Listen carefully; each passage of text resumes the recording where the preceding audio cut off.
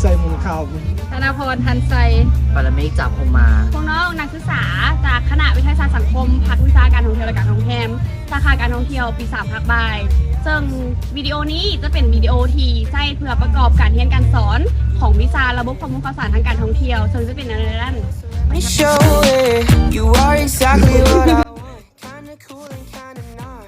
หลังจากที่เฮาเข้ามาภายในห้านก็จะมีพนักงานเอาเมนูของทางห้านมาให้เบิง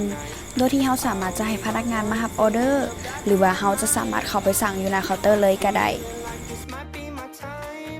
ทางห้านได้มีการนำใช้ ICT ระบบคอมพิวเตอร์ POS เพื่อรับออเดอร์และสะดวกในการจัดเก็บข้อมูลและโดยความที่ห้านนี้เป็นคาเฟ่ทางห้านก็ได้มีอุปกรณ์เฮ็ดกาแฟเฮ็ดเครื่องดื่มต่างๆมีตู้เก็บรักษาวัตถุดิบและมีตู้โชว์เบเกอรี่อีกด้วยสำหรับการจ่ายเงินก็สามารถจ่ายโดยเงินสดหรือว่าจ่ายโดยเงินโอนผ่าน QR ธนาคารเลยก็ได้นอกจากนี้ทางห้านยังได้มีจอทีวีเพื่อเอาไว้แสดงเมนูเปิดรูปภาพวิดีโอหรือว่าเพลงด้วยเชื่อมต่อกับระบบลำโพงที่กระจายภายในห้านอีกด้วยฟรี Wi-Fi ผ่านเราเตอร์กระจายสัญญาณและมีกล้อง CCTV วงจรปิดเพื่อความปลอดภัยภายในห้าน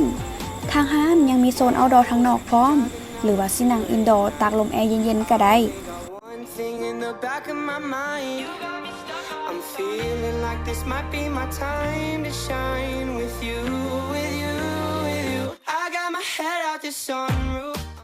นอกจากกาแฟแล้วทางห้านก็ยังมีกระตาไม้สาร